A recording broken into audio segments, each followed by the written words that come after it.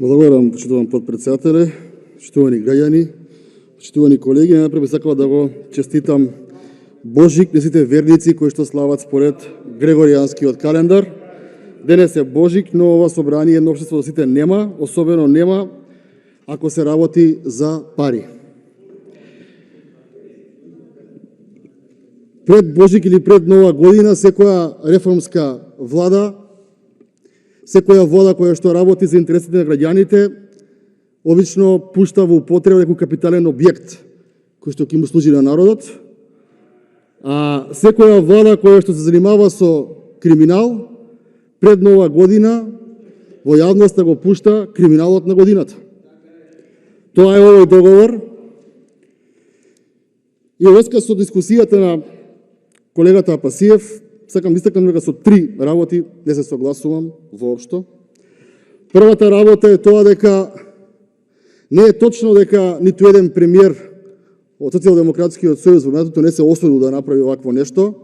Вистината е дека последните два премиери се обиделе нешто слично, бидејќи врските помеѓу Мак Петров и ракоството на СДСМ траат уште од 90-тите години, с тоа ќе зборувам детално во мојата дискусија, но предпоследниот премиер Костов сакал да преку разни ревизорски извештаи се покаже дека Мак Петров има поголем удел во Гама и тогаш била работата да Гама го купи државниот дел.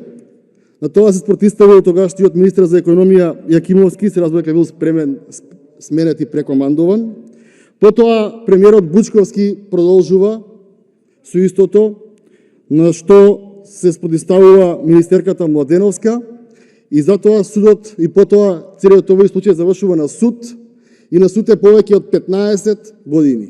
Повеќе од 15 години ова наше судство не може да го реши проблемот, не дека не може, не сака.